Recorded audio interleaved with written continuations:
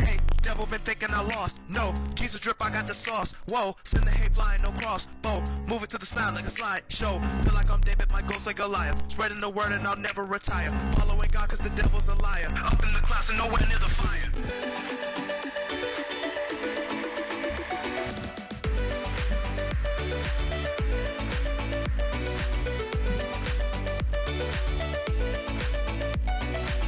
Hello and welcome to QuaranTEEN. We'll kind of introduce us first and we'll kind of tell you why we're here. So my name's Athena Getzi. I'm a youth minister at St. Joseph Maumee Parish. I've been doing that for almost 4 years. I'm a mom of 2 boys, and I love Jesus and I love bringing teens closer to Christ. My name is Father David Kidd. I'm the priest leader at Central Catholic High School, as well as a pastor of St. Joseph Parish in downtown Toledo. And I'm here because Athena asked me to be here. And because I want to be here and talk with all of you about the faith. My name is Lauren Strauss, and I'm the youth minister at St. Rose Parish. I'm originally from Cleveland, and I started this job in November, so I'm pretty new to ministry, but I'm really excited to work with both of you guys. Here on QuaranTEEN, we have noticed as youth ministers that a lot of the information or the resources for Catholic teens, one isn't always at your fingertips. Sometimes you have to kind of go through like your teacher or your pastor or your youth minister. So we wanted to offer something that is like for you guys whenever you want it. 2, things get cheesy for teenagers that are Catholic. I don't know why. I don't know if you guys have noticed that, but I like cheese though. Cheese is good, but like, but when it comes to teens, I don't know. I feel like everything gets so cheesy and then you kind of turn off to it. Yeah. And sometimes I know when I was a teen, it kind of like pushed me away a little bit because I didn't want the cheese. I wanted the actual meat of the meal. So we're hoping that at QuaranTEEN, that's kind of what you're going to get. Like, we're going to have fun. It's going to be great. But we want you guys to know that we see you for who you are. All of us, we work with teens every day. So we know where you're at for the most part. And we want to meet you there. We don't want this to be something where you're like, oh my gosh, this is another one of those stupid things. So we're gonna talk about the serious stuff. We're gonna talk about the faith in a way that hopefully you understand without it being super cringy. And then our third huge thing was sometimes Toledo doesn't get the credit that it deserves. So I know when I was a teenager, I always looked out to see like what other teens were doing in other areas, whether that be at a Steubenville conference or even like pairing up with a youth group from a different place in Ohio. I got to meet all these cool teens and I was like, this is so neat. But I never got to know teens outside of my parish that were here in my area that I could meet up with that were doing cool things. So we kind of wanted to introduce that portion to you too. That Toledo, Ohio, we are blessed with beautiful Catholic people, whether those be adults, teenagers, children, and they're doing really cool things. So we just want you guys to see that and to know that like where you are right now in Toledo is full of really, really awesome people. So I wanted to start first by introducing AWAKEN Nation. So we're here today with AWAKEN Catholic, which is so awesome. We're so glad to be here. And AWAKEN Nation is what makes AWAKEN Catholic happen. So if you're interested in donating, you can go to awakencatholic.org/donate. Teens, that's you too. This just replaces like a cup of coffee for you. And I know you guys all get coffee all the time. Expensive coffee. Yeah, very expensive coffee. So super easy. You can do a one-time donation or a monthly donation, and we would love your support. We're also brought to you by the Hallow app. So if you have never done a Catholic meditation, this is really, really awesome. You can just go to hallow.app/awaken and you get a free month subscription. You can use this in the car, right? So if you're a teen that gets angry at other drivers, here's a really good way to kind of like settle yourself and pray while you're driving. So today we're going to start with like our main goal, which is to cut the crap, right? We don't want the cheese, we want the meat. Except if you get the cheese and the meat, it's really good. And we have Father Kid here to bring you the cheese with the meat. So today, like this past week, we've gotten some very disturbing news. And it's hard to process. So we kind of want to be here to help you process that. So Father Kidd, do you kind of want to explain what we found out? Yeah, definitely. This week on Tuesday, one of the priests of our diocese, Father Michael Zacharias, was arrested by the Federal Bureau of Investigation, uniquely for crimes of sex trafficking and human sex trafficking. The accusations and charges are both for those that would be minors as well as adults. So needless to say, it was awful. It was pretty horrendous. And I think the best use of the word was diabolical, because it's anything but what we expect and desire from our priests, and it hurts. It rips at the heart, I think, of what truly the priest is, right? Yeah. Which is to stand in the person of Jesus Christ, and to remind people the love of God. I think it just for so many of us that have heard all these news over the past many years of different scandals and things within the church, as well as those who we hold up to a high standard, priests and bishops, and when they do anything but live up to the image and the love of God in the world, it really hurts the church, and it hurts the people to which they are to serve. So it was shocking to all of us, definitely shocking to diocese. I was so grateful Bishop Thomas speaking out so quickly about this, and definitely something we don't want to see. And of course, we want to pray, right? Got to pray for Father Michael Zacharias, pray for those victims, and also too for the parish family there in Finley St. Michael's, as well as throughout the rest of the Diocese of Toledo. Yeah, so I know for me, St. Michael's is where I was baptized, so it holds a special place in my heart. And I still have family there, so I know that, I've spoken with parishioners right now, and this is a hard time. But I think it is a reminder of how the devil works, how evil's still around. I think, especially as a teen, as you're growing up, parents don't always talk about, and the church doesn't always talk about, evil, face front evil that you are going to come in contact with. And it kind of seeps into, social media, all that stuff that we're exposing ourselves to. But I think that this news with Father Zacharias is a reminder that even in our beautiful walls of the church, where, we're striving very, very hard to be close to Christ, that evil exists, and it's right there. But I think the other beautiful part is that even though evil's still there, even in our churches, that Jesus overcomes always. And I think that's such a good reminder when this kind of stuff happens, is that, I used to be a core team member, so a leader at the youth group at St. Catherine's.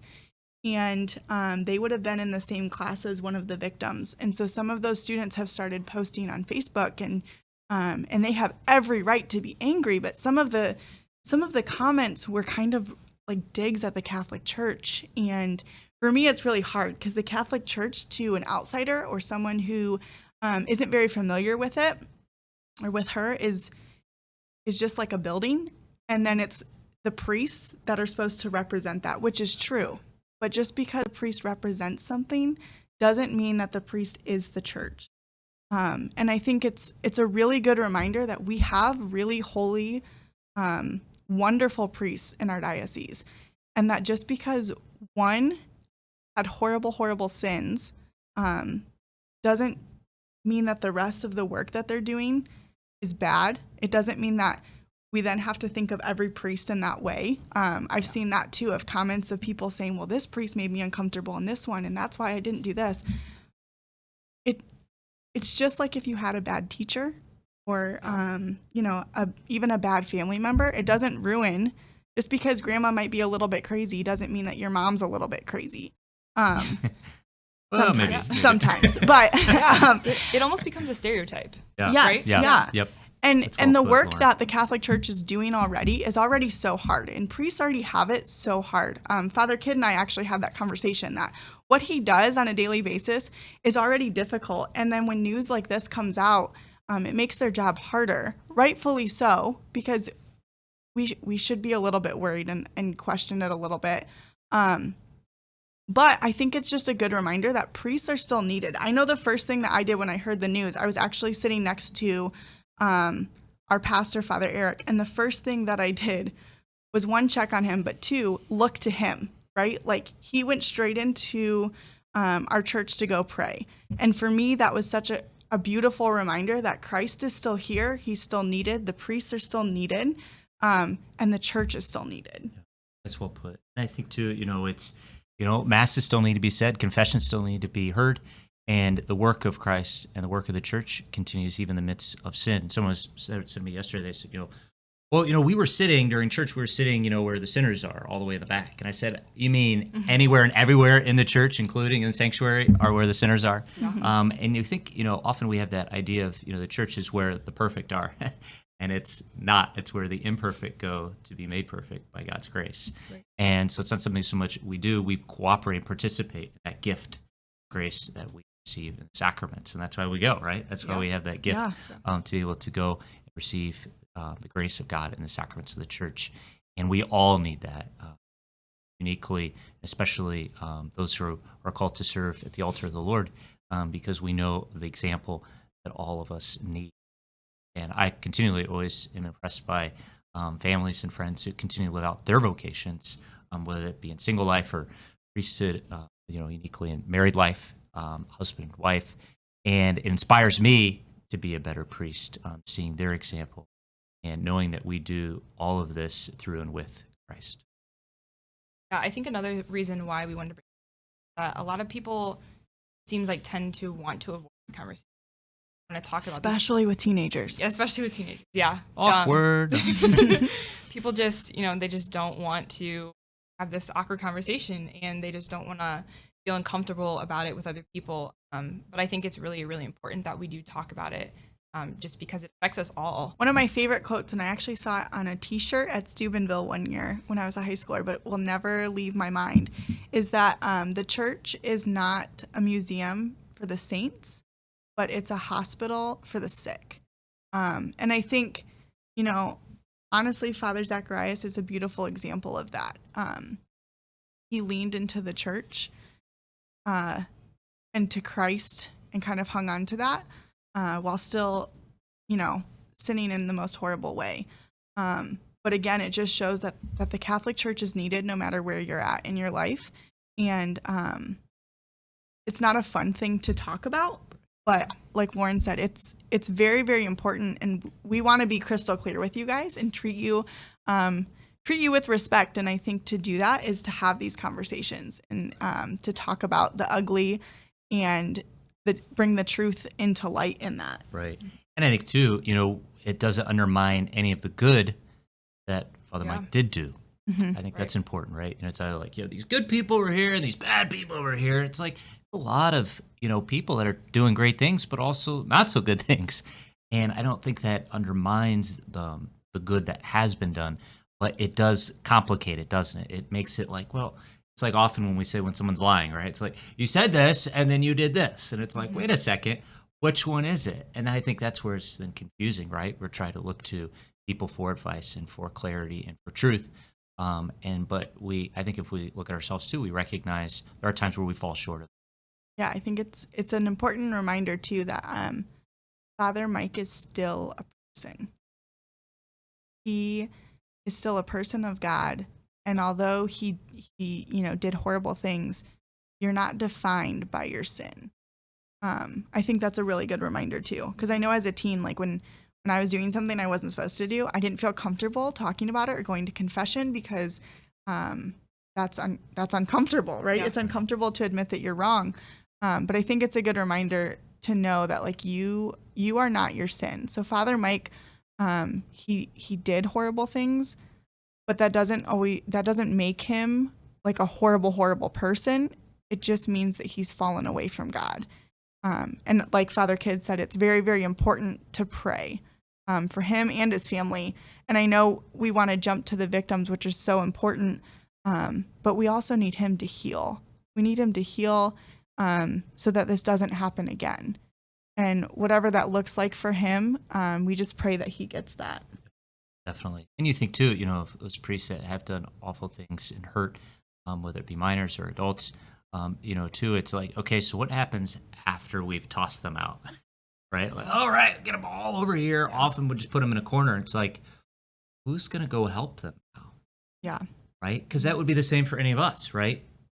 And if we got hurt or something bad happened, we did something, who's going to help that next person? And that does require, I think, a different view. Yeah. It requires understanding heart and a recognition that God continues to work. So not every episode that we have of this is going to be covering like this super kind of dark, heavy stuff. Very heavy. Because one, that's not fun to always listen to. And two, there's some beauty in the Catholic Church that we want to uncover with you guys. But we just, we wanted to cut the crap. We wanted you guys to hear from us as, different roles in the Catholic Church, that we're dealing with this. We see you, we know, even if you haven't voiced it, that you're hurting because we're hurting. And that, we're here to journey with you. So definitely reach out to your pastors, even if it's not to check on them, reach out to have that conversation. Because I promise you that they're more than willing to sit down with you and just talk about these past events and what we can do to move forward as a Catholic Church. We hope that you guys enjoyed spending some time with us and hearing from us. We can't wait to continue this quarantine series. And just kind of a reminder that we are coming at you from Awaken Catholic, and you can be a part of this awesome movement by going to awakencatholic.org/donate and join the Awaken Nation, which is just donations, super easy. You can do it online, right? We do everything online now. Give up your coffee once and make a donation. And then the Hallow app. So if you don't meditate with the Catholic Church, it's a beautiful thing to do. Go outside your comfort zone. I know a lot of teens don't spend time in silence meditating anymore. I know I don't always do it. So go to hallow.app/awaken and try it for a month and see what you think. You might just like it. You might love it. Who would have thought? So thank you guys for spending time with us. Thank you, Lauren and Father Kid, for being here, and we are looking forward to coming back. See you guys later. See you next time. See ya. This show and all media on Awaken Catholic is made possible by the Awaken Nation and the Hallow app. The Awaken Nation is a community of people like you who support all things Awaken for as cheap as a cup of coffee a week and get access to exclusive content. Learn more by visiting awakencatholic.org/donate. Hallow is the only audio-guided Catholic prayer app focused on contemplative prayer and traditional Catholic meditation such as Lectio Divina, Daily Examen, and the Rosary. We here at Awaken all use Hallow every day and love it. To learn more or give it a try, visit hallow.app/awaken.